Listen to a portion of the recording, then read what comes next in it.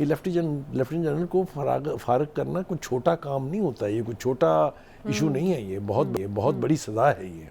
اور وہ کہتے ہیں اس کے علاوہ 3 major general which is the second highest rank in the army اور 7 brigadiers which is the third highest rank in including 15 other officers. آپ گنتی کریں اس کی تو یہ کوئی 28 کے قریب لوگ بنتے ہیں جو فوج کے سینئر عہدوں پر یعنی فائز تھے. صرف پی ٹی آئی تھی جس نے فوج کے خلاف اپنے ورکرز کو، اپنے لیڈران کو نہ صرف اکسایا بلکہ پرووک کیا، انہیں ہمت دلائی، انہیں جرت دلائی کہ وہ فوج کی انسٹالیشن تک نہ صرف پہنچیں، ان کو ڈسٹروائے بھی کریں. معاملہ اور مرحلہ ہے ان کو واپس لانے کا.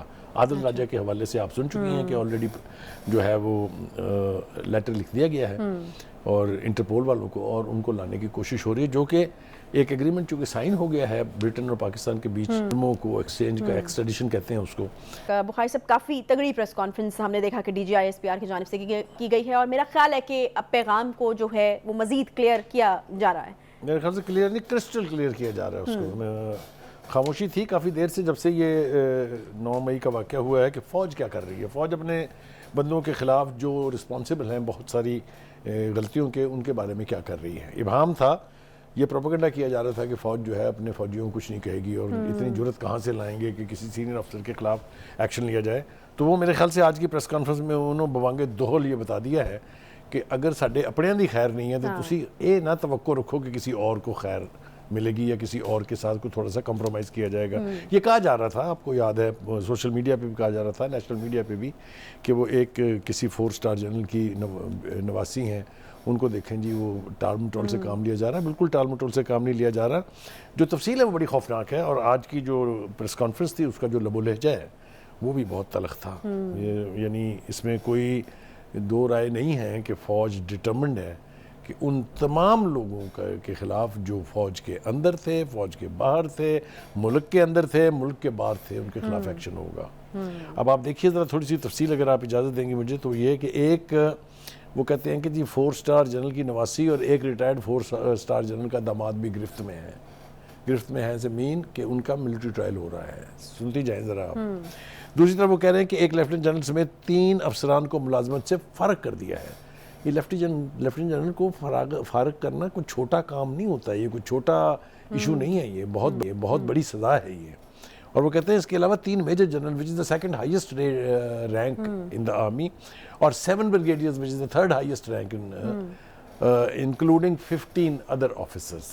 آپ گنتی کریں اس کی تو یہ کوئی 28 کے قریب لوگ بنتے ہیں جو فوج کے سینئر عہدوں پر یعنی فائز تھے، اور انہوں نے یا ساتھ دیا ہے ان کا جو لوگ اس دن انتشار پھیلانا چاہتے تھے، اور یا کرمنل نیگلیجنس کی ہے انہوں نے، کہ ان کو آنے دیا ہے، اس کو روکنا چاہیے تھا، روک سکتے تھے لیکن نہیں روکا گیا. اس طرح کے جو چارجز ہیں اس کے اوپر کاروائی جو ہے ہو رہی ہے. دوسری 2-3 باتیں جو انہوں نے اور اہم کہی ہیں، ایک تو یہ کہ انہوں نے اس پارٹی کا نام لے کے باقاعدہ آلموسٹ ویری کلیئرلی انہوں نے کہا کہ وہ پارٹی جو ہے انہوں نے خواتین کو شیلڈ کے طور پہ، ہیومن شیلڈ کے طور پہ استعمال کیا، انہیں آگے کیا. اور ان کا خیال یہ تھا کہ اگر فوج ریئیکٹ کرتی تو پھر آپ سوچئے ذرا کیا منظرنامہ ہوتا. اس کے حوالے سے بھی جو چارج لگایا جا رہا تھا فوج کے اوپر کہ جی فوجی پھر چپ کیوں تھے، وہاں کیوں کوئی ایکشن کیوں نہیں ہوا، جی کدھر تھی، جی ضلعی انتظامیہ کدھر تھی، جی پولیس کدھر تھی، جی کدھر. پہلی بات تو یہ کہ میں 3-4 مرتبہ اپنے پروگرامز میں یہ کہہ چکا ہوں کہ جو گیریزنز ہوتے ہیں، جو کنٹونمنٹس ہوتی ہیں، اس کے اندر فوج کا اپنا راج ہوتا ہے. پولیس کا تھانہ وانا ضرور ہوتا ہے مقدمے درج کرنے کے لیے، لیکن وہاں ٹریفک کے لیے ایم پی ہے، وہاں ہر قسم کا جو یعنی ڈیفنس کا معاملہ ہے، ہر قسم کا جو گارڈ کرنے کا کسی چیز کا معاملہ، وہ سارا فوجیوں کے ہاتھ میں ہوتا ہے. اس میں کوئی لہٰذا جس 3 اسٹار جنرل کی بات کی جا رہی ہے جن کو نوکری سے ہٹایا گیا ہے، یہ وہی ہے نا جنہوں نے کہا تھا میرے بچے آ رہے ہیں، آنے دیں ان کو، سب کو ہٹا دیا تھا انہوں نے. یاد ہے نا آپ کو، ہم نے بات بھی کی تھی اس کی. یہ وہی صاحب ہے. تو اس لیے جو بھی قصوروار ہے اس کو وہ کہتے ہیں کہ فوج کے اندر اتنا سٹرونگ خود احتسابی کا عمل ہے کہ کوئی اس سے بچ نہیں سکتا. میرے خیال سے آج پیغام یہ دیا گیا ہے کہ اگر فوج اپنے سینئر آفیسرز کو نہیں چھوڑ رہی، اپنے 1st tier 2nd tier 3rd tier top ranking officers کی معافی نہیں ہے، تو یہ سویلین جو ہے نا شور مچا رہے ہیں انسانی حقوق کا، اس کے اوپر بھی ہم آتے ہیں کون سے انسانی حقوق ہیں، ان کو یہ سوچ لینا چاہیے اب کہ ایکشن تو ہوگا۔ اس کے علاوہ انہوں نے کہا جی کہ 102 جو شرپسند ہیں ان کو بھی ملٹری کورٹس میں ٹرائی کیا جا رہا ہے، اور یہ وہ لوگ ہیں جن کو عدالتوں نے ریفر کیا ہے، ان کے جرم کی نوعیت دیکھ کے قانون کے مطابق انہوں نے ان کو فوجی عدالتوں میں ان کے کیسز کو بھیج دیا ہے۔ صحیح۔ اچھا بخاری صاحب، یہ جو کسانے کی منصوبہ بندی کئی مہینوں سے چل رہی تھی، میرے خیال میں اس بات کو کہنے کے لیے یقیناً بڑے ٹھوس شواہد یقیناً موجود ہوں گے اور کئی مہینوں کے ہوں گے۔ بالکل آپ نے ٹھیک کہا، انہوں نے کہا یہ کہ ہمارے پاس اپنی ہر بات کو ثابت کرنے کے لیے ٹھوس انڈینائیبل ثبوت موجود ہیں۔ اگر آپ کو ان کی پہلی پریس کانفرنس یاد ہو، اس میں بھی انہوں نے یہ کہا تھا کہ کسی شخص کو صرف الزام کی حد تک نہیں پکڑا جائے گا، بلکہ جن کے خلاف ویڈیوز ہیں، جن کے خلاف آڈیوز ہیں، جن کے خلاف فوٹوز ہیں، جن کے خلاف ویڈیو یعنی فوٹیجز ہیں، ان پر ہاتھ ڈالیں گے، اور اس کو پھر ڈینائی کرنا جو ہے وہ آسان کام نہیں رہتا ہے۔ ایک تو یہ ہو گیا۔ دوسرا انہوں نے یہ کہا کہ باقاعدہ ذہن سازی کی جا رہی تھی، تو یہ الزام بھی بالکل کلیئر ہے کہ کس کے اوپر لگا رہے ہیں وہ، کیونکہ یہ صرف پی ٹی آئی تھی جس نے فوج کے خلاف اپنے ورکرز کو، اپنے لیڈران کو نہ صرف اکسایا بلکہ پرووک کیا، انہیں ہمت دلائی، انہیں جرأت دلائی کہ وہ فوج کی انسٹالیشن تک نہ صرف پہنچیں، ان کو ڈسٹرائے بھی کریں۔ ایک سوال کیا گیا ان سے کہ جناب یہ بتائیے کہ ایک تاثر یہ ہے، انہوں نے بڑے عجیب و غریب طریقے سے بات کی کہ جی شاید فوج نے یہ سب کچھ خود کرایا ہے ایک پارٹی کو آئسولیٹ کرنے کے لیے، تو بڑا سٹرونگلی ریئیکٹ کیا جنرل شریف نے، اور انہوں نے کہا کہ پھر مثالیں دی، انہوں نے کہا آپ یہ سمجھتے ہیں کہ ہم نے اپنے شہیدوں کی جو یادگاریں ہیں ان کو خود توڑا؟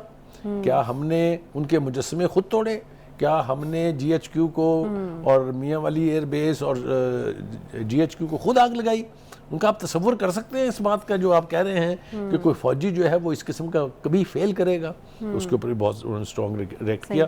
ایک اور آسپیکٹ اس کا جو ہے جو میرے خیال سے اس کو بیان کرنا ضروری ہے، وہ یہ ہے کہ وہ یہ کہتے ہیں کہ ہمیں معلوم ہے کہ ان کے سہولت کار جو ہیں وہ نہ صرف اندرون ملک ہیں، نہ صرف اندرون ملک اہم عہدوں پر فائز ہے، توجہ کیجئے میں کیا کہہ رہا ہوں، بلکہ باہر بھی موجود ہیں۔ انہوں نے اوورسیز کی بھی بات کی ہے، وہاں پر بھی بہت سارے لوگ ایسے ہیں جو آئیڈینٹیفائی کیے جا چکے ہیں۔ اب معاملہ اور مرحلہ ہے ان کو واپس لانے کا۔ عادل راجہ کے حوالے سے آپ سن چکی ہیں کہ آلریڈی جو ہے وہ لیٹر لکھ دیا گیا ہے اور انٹرپول والوں کو، اور ان کو لانے کی کوشش ہو رہی ہے، جو کہ ایک ایگریمنٹ چونکہ سائن ہو گیا ہے برٹن اور پاکستان کے بیچ، جرموں کو ایکسچینج کا، ایکسٹریڈیشن کہتے ہیں اس کو، ایکسٹریڈیشن لا، ایکسٹریڈیشن ایکٹ وہ ہو گیا ہوا ہے، تو ملزموں کو وہاں سے لانا جو ہے وہ کوئی بڑی بات نہیں ہے۔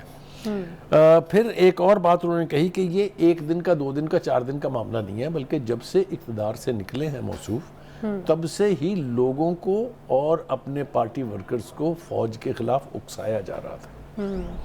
اس کی بہت ساری مثالیں ہیں، اور میرے خیال میں اب یہ وہی بات ہے جس کے اوپر پہلے ہم نے کافی لمبا عرصہ خاموشی دیکھی ہے۔ بالکل آپ ٹھیک کوئی کہہ رہی ہیں، ریئیکشن جو ہے وہ نہیں آیا کرتا تھا۔ یہ اس میں تاخیر ضرور ہوئی ہے، لیکن انہوں نے اس کو تاخیر کا جواز بھی بتایا۔ انہوں نے کہا کہ جب تک ہمیں یہ شور نہیں ہو گیا کہ جو لوگ گرفت میں ہیں یہ باقاعدہ صحیح لوگ ہیں، ان کے خلاف صحیح ثبوت اور شواہد موجود ہیں، اس وقت تک میرے خیال سے اعلان پبلک میں آ کے پریس کانفرنس کرنا مشکل تھا۔ اور دوسری بات یہ کہ انہوں نے انتظار کیا کہ جو اپنے لوگ ہیں ان کے خلاف جب ایکشن مکمل ہو جائے، یہ انہوں نے کہا ہے کیٹیگوریکلی کہ جو ہمارے بندے تھے ان کے خلاف تو ایکشن مکمل ہو چکا ہوا ہے جو خود احتسابی کا عمل ہے، ٹھیک ہے، یعنی فوج کا کوئی بندہ نہیں رہتا ہے جس کو ابھی سزا نہیں ہوئی ہے۔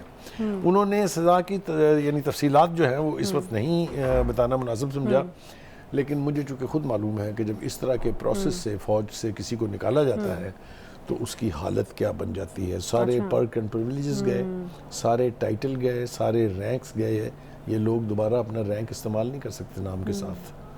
بہت گمبھیر سزا ہوتی ہے، اور یقیناً ایک بدنامی جو آپ کے نام کے ساتھ جڑ جاتی ہے، بدنامی کہ آپ نے ملک کے خلاف سازش کی۔ صحیح۔ تو اور بھی اس کے بہت سارے پہلو ہیں جس کے اوپر بات کرنا بہت بخاری صاحب، یہ جو پہلو ہے سانحہ 9 مئی کو نہ بھلایا جائے گا، نہ ملوث افراد اور منصوبہ سازوں کو معاف کیا جائے گا۔ پھر یہ بھی کہا گیا کہ 102 شرپسندوں کا ٹرائل یہاں کیا جا رہا ہے اور یہ جاری رہے گا۔ ہمیں پتہ ہے کہ جو ہے وہ سپریم کورٹ کے اندر کارروائی چل رہی ہے۔ آپ نے صحیح بات پکڑی ہے، بالکل یہ ایک میسج ہے، ایک اشارہ ہے ان کورٹس کی طرف بھی کہ آپ ذرا سوچ سمجھ کر اس کو ہینڈل کریں۔ اچھا، کیونکہ 9 مئی جو ہے یہ نہ ہم بھولنے جا رہے ہیں، نہ ہم بھولنے دیں گے، اور نہ ہی اس میں کسی کے ساتھ کوئی رعایت ہوگی۔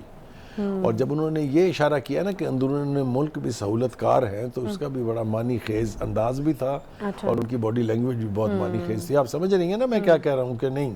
نہیں سمجھ رہے سمجھ. تو ہم توقع کرتے ہیں کہ ہمارے ناظرین جو ہے وہ بھی یہ سمجھ جائیں گے کہ اس سے مراد کیا ہے. اس سے مراد وہ تمام سہولت کار ہیں, وہ چاہے عدلیہ میں ہیں, چاہے پولیس میں ہیں, چاہے دیگر اداروں میں ہیں, چاہے میڈیا میں ہیں, جہاں جہاں بھی ہیں, ہاتھ جو ہے گرفت کا ان تک پہنچے گا. اور میں آپ کو ایمانداری سے بتاؤں پہنچنا چاہیے, اس لیے کہ ایک ہی تو فورس آپ کے پاس موجود ہے جو ملک کے دفاع کے لیے اپنی جانوں کے نذرانے پیش کرتے ہیں. کوئی دو رائے اس کے بارے میں نہیں ہے, میں کوئی فلسفہ بیان نہیں کر رہا ہوں, یہ حقائق ہیں. اور یہ صرف پاکستان کی فوج کے لیے, جس بھی ملک کی فوج ہوتی ہے جس کے لوگ اپنی جانیں دیتے ہیں ملک کے دفاع کے لیے, وہاں فوج کی ایک اہمیت اور ایک کردار ہوتا ہے جس کو رسپیکٹ کیا جانا چاہیے میرے خیال سے.